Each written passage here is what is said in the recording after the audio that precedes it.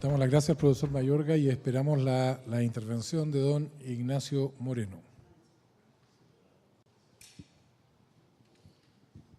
Bueno, buenas tardes. A ver, voy a tratar de ser breve porque hay muchos temas que en realidad se conversaron, el tema ambiental, el tema de la renovación de los contratos, etc. Y lo que me interesa en particular es el tercer punto que aparece acá en pantalla, llevar esta reflexión también a una reflexión y algunos elementos mineros, digamos. Finalmente estamos hablando de minería y creo que algunos aspectos de la minería y de cómo se explota la minería que son importantes entender para poder conversar como corresponde de renta minera. Ahora, quiero empezar contándole un poco lo que fue el trabajo de la Comisión del Litio. Lo hemos nombrado ampliamente, pero me tocó en su momento liderar la Comisión del Litio y creo que se hizo un trabajo bien interesante por diferentes razones. En particular, el hecho que teníamos en la mesa eran más o menos 25 especialistas en diferentes temas, ambiental, social, económico, jurídico, etc. Pero de todo el espectro del espectro político, desde Manuel Riesco, por ejemplo, a Samuel Lira, que Samuel Lira fue ministro de Minería durante la dictadura en su momento, y a pesar de esa gran amplitud de opiniones, logramos, creo yo, un producto bastante interesante, digamos, con nivel de consenso muy amplio en la mesa. Ahora, quiero centrarme en algunos puntos del diagnóstico que son importantes. La senadora y Eduardo Beltrán mencionó algunos, pero creo que es importante partir de esto, digamos, porque finalmente esta es la realidad que tenemos hoy día respecto al tema litio. Lo teníamos en el año 2014 cuando se hizo este trabajo, 2015, y para ser honesto no ha cambiado de manera real. Primero, hay una falta de control por parte del Estado, eso es evidente, digamos. Falta de control porque la institucionalidad que tiene que ver con el tema litio está completamente desagregada, digamos. Son muchas las instituciones que tienen que opinar respecto a cómo se explota un salar. Estamos hablando de Senagiomín para el tema de seguridad minera, estamos hablando de la DGA para el tema hídrico, la CONADI. Hay un sinnúmero de instituciones y quiero reconocer ahí que no existe o no existía en ese momento ninguna coordinación entre estos servicios. Y me tocó en alguna oportunidad sentar a la mesa varios de estos servicios. La DGA no hablaba con la CONAF, la CONADI no tenía relación con Senagiomín y obviamente habían problemas serios de coordinación entre diferentes entes del Estado. O sea, nadie pensaba en su integralidad lo que pasaba respecto a la explotación de los salares y lo que significaba por parte del Estado tener una política coherente para la explotación del litio. Lo segundo es que el litio no está solo en el salar. Está acompañado de agua, está acompañado de otras sustancias minerales, como el caso del boro, etcétera, digamos. Por lo tanto, no tiene ningún sentido hablar o tener una política de explotación del litio, hay que hablar de explotación de los salares, ¿no? Porque son los salares, y ese es un punto que también la senadora planteó con mucha fuerza, digamos, los salares son un ecosistema extremadamente complejo, extremadamente frágil, ¿no? Y cualquier intervención requiere de una mirada en su globalidad que en ese momento por lo menos no existía, y debo decir que hoy día tampoco existe. Para ser bien concreto, si uno sobreexplota un salar, el salar se va a secar. Eso está pasando, por ejemplo, en algunos casos en Argentina. Hay algunos salares que están sobreexplotados por el caso en Argentina, el caso de, por ejemplo, Hombre Muerto en Argentina, que está generando una serie de problemas sociales, ambientales, sin duda, digamos, pero también económicos. O sea, económicamente es una catástrofe también. Un salar que se seca, un salar que no se puede explotar bombeando salmuera, por lo tanto, pierde su interés económico para el país. Bueno, y uno de los temas fundamentales era la necesidad de tener una explotación del salar conjunto y una mirada coordinada de los diferentes entes del Estado que están trabajando en este tema de la explotación de los salares. Entonces, pasando rápidamente, y en realidad quiero pasar al tema más económico y al tema más de renta económica y minera, la propuesta a la cual llegó la Comisión del Litio, y quiero destacar esto porque quiero también destacar, y lo voy a hacer en la próxima lámina, que parte importante de lo que hizo Corfo después de esto responde justamente a lo que planteó la Comisión del Litio. Primero es mantener el carácter no concesible del litio, por razones bien prácticas al final. Esto lo conversamos muchísimo en la Comisión y llegamos a la conclusión de que en la práctica no se puede aplicar una concesión minera a un salar, por un tema bien simple, digamos. La salmuera se mueve dentro del salar, hay un recurso minero que es móvil, contrariamente a lo que ocurre en roca, digamos. Cuando uno es dueño de una concesión minera X, uno tiene el derecho a explotar todo lo que está en el subsuelo y no se mueve ese mineral en el subsuelo. En el caso de un salar, cualquier empresa que empiece a bombear salmuera va a generar movimiento y genera movimiento dentro de la cuenca y por lo tanto el recurso se mueve. O sea, en la práctica, si nos basamos solamente en concesiones mineras, la primera empresa que empiece a bombear probablemente se va a llenar de juicio con los vecinos, ¿no? Por lo mismo, yo creo que el caso Maricunga es un caso bien complejo. Digamos. En Maricunga hay 41 empresas o personas que tienen propiedad minera. Significa que para poder explotarlo de manera racional hay que poner de acuerdo a 41 concesionarios.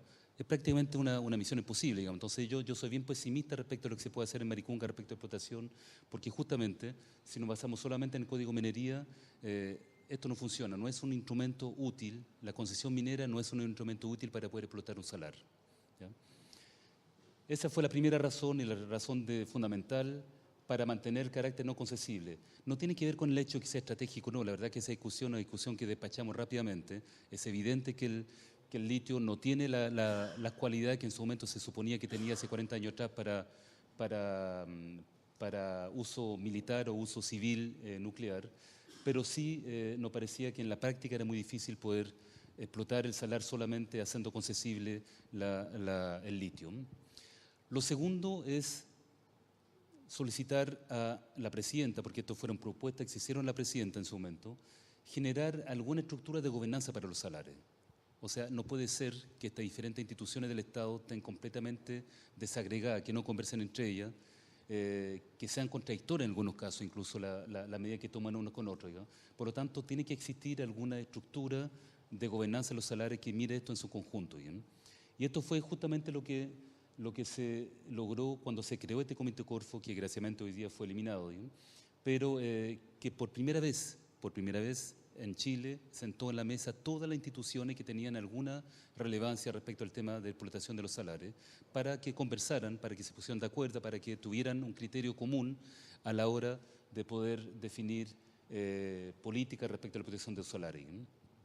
La tercera recomendación, y debo reconocer que acá se conversó muchísimo, digamos, es generar o crear alguna empresa de carácter público. Hablamos de empresa de carácter público y empezamos harta las palabras ahí, porque puede ser una empresa del Estado, creada por ley, puede ser una filial de alguna empresa del Estado, CODEL, COENAMI, puede ser la misma empresa del Estado como CODEL, COENAMI, para poder capturar parte de la renta económica que genera la protección del litio. A ver, este tema lo voy a profundizar un poquito más cuando hablemos de renta, digamos, pero fue un tema que fue ampliamente conversado y finalmente lo que decidimos en la Comisión del Litio fue sacarle carácter más ideológico a esta conversación. O sea, veamos el tema práctico, cómo podemos como país, como Estado, capturar una parte importante y una parte significativa de la renta que se genera con la explotación del litio.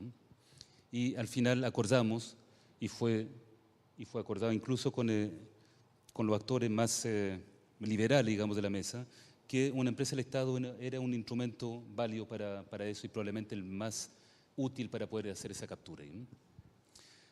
Dentro de la propuesta también hay unos capítulos que tienen que ver con Corfo y ahí se invita a Corfo básicamente a renegociar los contratos que tenía en ese momento con SQM y con Everbanle, porque estos contratos, tal como estaban en ese momento, no permitían una captura razonable de la renta minera que se generaba con este negocio y se vislumbraba justamente que esta renta iba a crecer de manera exponencial con el boom de la electromovilidad y con el papel del litio en esta industria. ¿no? Por lo tanto, se invita a la Corfo a renegociar estos contratos en condiciones más favorables y a no ampliar los contratos existentes en ese momento en las mismas condiciones que existían en 2014-2015. ¿no? Y se habla por primera vez de valor compartido. Este es un concepto bien importante, puede parecer algo trivial la formulación, pero hasta ahora en minería, en diferentes sectores económicos, hablamos de responsabilidad social empresarial. Y la verdad que cuando uno habla con las comunidades, y nos tocó, nosotros fuimos a Peine, nos sentamos a la mesa con las comunidades locales, el concepto de responsabilidad social empresarial ya está obsoleto. En realidad la comunidad no le interesa que le regale una cancha de fútbol y la verdad que no estamos hablando de mucho más que eso. Digamos, cuando hablo de responsabilidad social empresarial muchas veces para empresa minera u otra empresa significa 11 poleras de fútbol y una pelota, digamos, y son pocas las empresas que tienen un esfuerzo realmente significativo en este tipo de ámbito. ¿No? Las comunidades hoy día lo que están esperando es valor compartido, es decir, entender de que ellas son socias de este negocio, porque ellas comparten un recurso territorial donde están insertas, digamos, donde han vivido durante décadas, siglos, y que a ellos les corresponde también una parte del valor que se va a generar con este negocio. Ahora, no es un tema simple, Eduardo Vitrán lo mencionó hace un rato, digamos, la renegociación con Rotus, por ejemplo, estipula una regalía para la comunidad y manejar esta regalía de manera transparente para la comunidad no es fácil, digamos, y genera mucho conflicto, etcétera. Digamos. Entiendo que Corfo en su momento invitó al Banco Interamericano de Desarrollo a asesorar a la comunidad para darle un buen uso a estos recursos, porque pueden ser muchísimos recursos para comunidades que son bastante pequeñas, digamos. Entonces, es un tema bien complejo, pero sin duda la industria minera tiene que avanzar, y yo creo que está entendiendo hoy día que tiene que avanzar desde la responsabilidad social empresarial hacia el valor compartido. ¿Sí?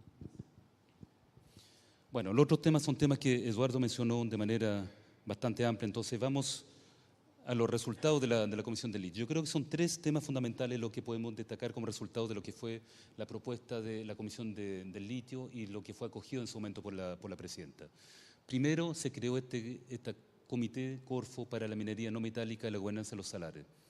Se lo decía hace un rato atrás, por primera vez todas las instituciones del Estado que tienen que ver con la explotación de los salares se sentaron en una mesa. No fue fácil, digamos, porque ahí nos dimos cuenta que hablaban en idiomas distintos, digamos, tenían preocupaciones distintas, etcétera. Tuvimos algunas sesiones bien duras, pero era la primera vez que se sentaban todos para definir un criterio común como Estado respecto a la explotación de los salares. Y yo estoy convencido que este fue un gran paso y lamento profundamente que esta comisión, este comité de Corfo finalmente desapareció. Lo segundo, se creó una filial de Codelco para la explotación de dos salares en el cual Codelco tiene propiedad minera. Maricunga es uno y Pedernal es el otro. A ver, respecto a eso debo decir que lamento que sea solamente Codelco. Yo creo que Enami tiene también un papel que jugar en esto. La explotación del litio corresponde más bien a un tamaño de explotación de lo que hace Enami en mediana minería, y para Enami puede generar un valor importante para una compañía que ha tenido históricamente dificultad financiera, digamos, por diferentes razones. ¿No? Para Codelco hay que reconocer que esto no es un tema prioritario. Por lo tanto, yo siempre pensé que Enami era un actor más atractivo para poder desarrollar este tema más que Codelco. Bueno, hoy día está localizado en Codelco, Codelco está trabajando en esto, creó esta filial, tiene un equipo ejecutivo a cargo de esta empresa y está buscando un socio estratégico para desarrollar estos dos salares, a pesar de lo que le mencioné respecto a Maricunga. Yo creo que Maricunga es bien complejo. Y finalmente el tercer punto, donde se recomendaba a Corfo renegociar estos contratos, bueno, fue efectivamente lo que hizo Corfo en el año 2015 o 2016. Por lo tanto, y ahí quiero reconocer también, tal como lo hizo la senadora, la gestión de Eduardo Vitrán en Corfo, se hicieron básicamente lo que la comisión o las recomendaciones, se acogieron las recomendaciones que la Comisión del Litio planteó en su momento, dentro del ámbito de lo que se podía, porque estos contratos, y Eduardo lo planteó, digamos, existían. Era muy complejo poder cuestionar la validez de estos contratos, por lo tanto el camino más lógico era poder renegociar estos contratos.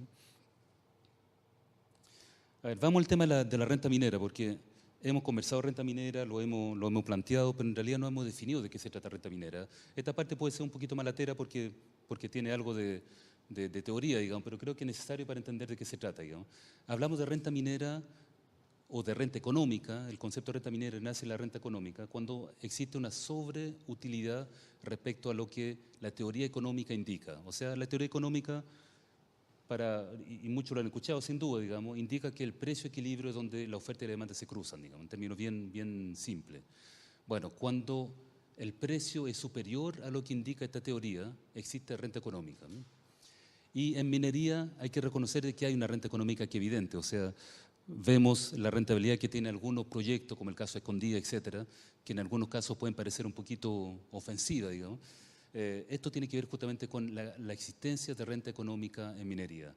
¿Por qué existe renta económica en minería? ¿Por qué que llamamos renta minera, digamos? Fundamentalmente por dos razones fundamentales. Uno es que estamos explotando un recurso que pertenece a todos los chilenos, digamos, el recurso minero, y que durante mucho tiempo no se cobra por ese recurso. O sea, la minería explota mineral que está en el subsuelo y el Estado chileno durante mucho tiempo no cobró por eso. Eso cambió cuando se introdujo la regalía en el año 2005, fue al final del gobierno del presidente Lago, pero durante todo el periodo anterior, que fueron décadas, finalmente podemos decir que el Estado chileno regalaba ese recurso a empresas que trabajaban con ese recurso para generar valor. Entonces, la no existencia de cobro por ese recurso genera esta renta económica o genera esta renta minera para este sector económico. Por lo mismo, la manera, y es el tercer párrafo que ven acá, digamos, la manera de enfrentar esto en la gran mayoría de los países mineros es definir una regalía. Finalmente la regalía es el cobro por el recurso que pertenece a todos los chilenos.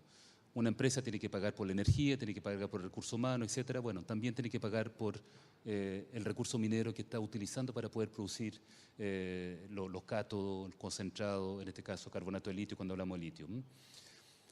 La segunda razón por la cual existe renta minera en minería es el hecho que es un recurso no renovable, o sea, el cobre, el litio, en algún momento se van a acabar, eso es un hecho real. Por lo tanto, existe lo que en economía llamamos una renta escasez. O sea, año tras año es un proceso de muy largo plazo, pero año tras año se va haciendo más escaso este recurso a nivel mundial. Por lo tanto, los precios tienden a largo plazo a subir. Estamos hablando de muy largo plazo. No estamos hablando del precio del cobre que publica la prensa todos los días, digamos, pero si uno ve efectivamente la tendencia del precio del cobre, por ejemplo, a muy largo plazo, se da cuenta que la tendencia claramente es al alza. Eso ocurre con todos los commodities, fundamentalmente porque en algún momento se van a terminar. Por lo tanto, a medida que esta escasez va subiendo, y sobre todo cuando los esfuerzos de exploración no son suficientes para reponer lo que se está explotando, el precio tiende a subir. Esos dos elementos son los que justifican que existe renta minera en el sector de renta económica, el sector minero que llamamos renta minera.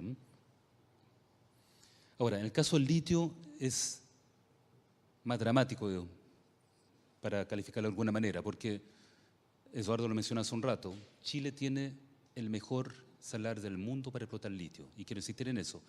El salar de Atacama es el mejor salar del mundo, no es la opinión de Eduardo, la mía, no. La misma industria reconoce que no hay mejor salar en el mundo para explotar litio que no sea el salar de Atacama.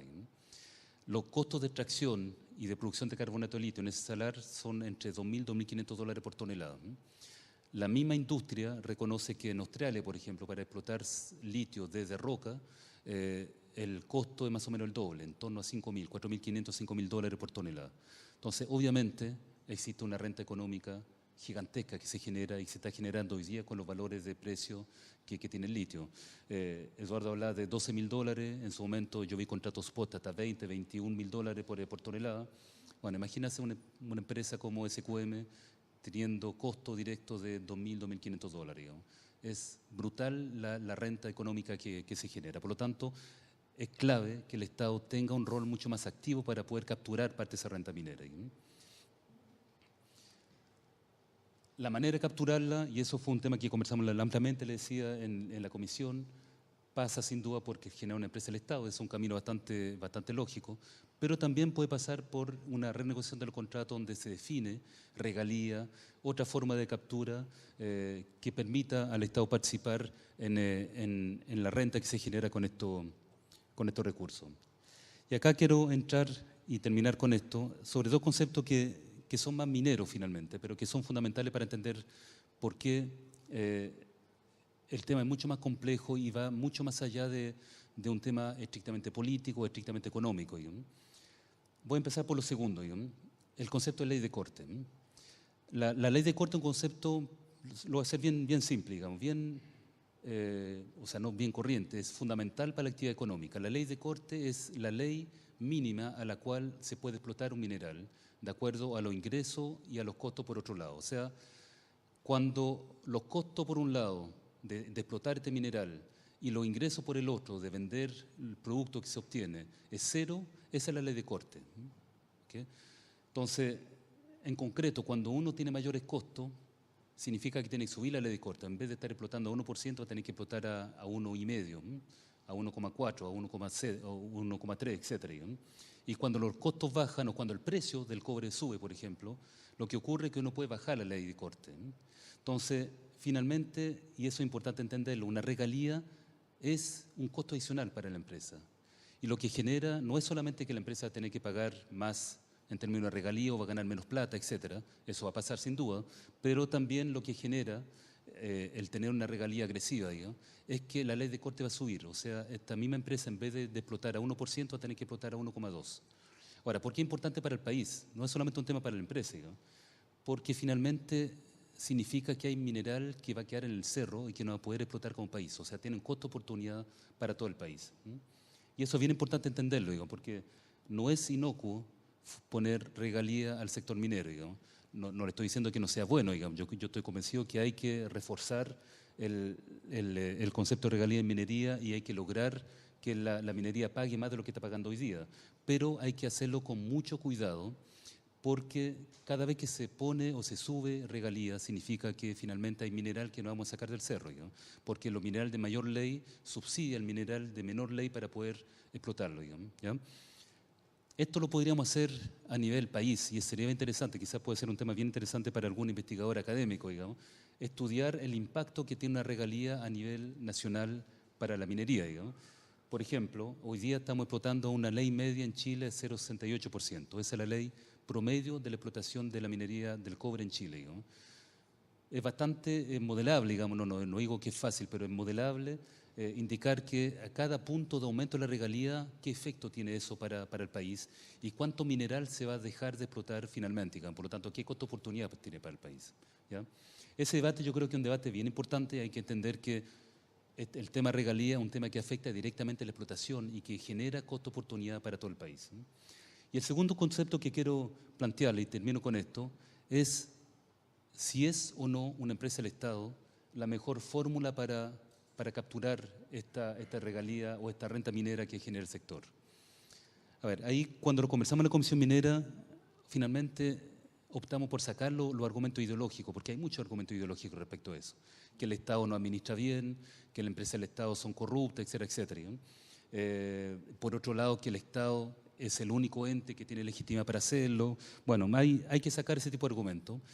Y yo debo declarar respecto a eso que uno, yo estoy convencido de que la propiedad de una empresa no tiene por qué tener relación con la calidad de su gestión. O sea, el caso de Codelco yo creo que es un caso bien emblemático, digamos.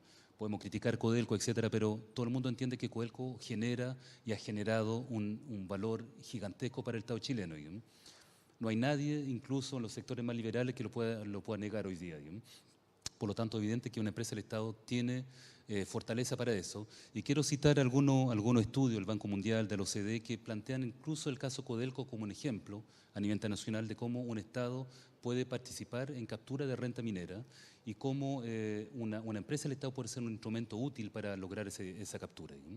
Eso no dicho por nosotros, dicho por algunos organismos internacionales que lo plantean como un modelo. Ahora, por otro lado, también hay que reconocer que no es la única manera de hacerlo y que cuando existen contratos firmados, contratos a largo plazo, como el caso de los contratos que existían con Corfo, la manera de capturar o de lograr una mayor captura de la renta pasa por renegociar estos contratos y definir regalía agresiva respecto a esos contratos. Fue exactamente lo que hizo la Corfo en su momento. Eduardo nos mostró en la lámina cuál es el nivel de regalía que se puede lograr capturar con el tipo de renegociación y sin duda un camino bastante interesante para poder llegar a una captura, no sé si óptima, pero por lo menos más importante de la renta minera para Chile. Bueno, finalmente quiero cerrar con eso, quiero dar las gracias a la corporación. Quiero decir que en realidad muchos de nosotros nos sentimos un poquito huérfanos de espacio de conversaciones, ¿no? Desgraciadamente los partidos en los cuales algunos de nosotros militamos muchas veces no son espacios hoy día útiles para este tipo de debate. Entonces, me alegro mucho de que existan estos espacios y los invito a que los cuidemos y los mantengamos a futuro. Muchas gracias.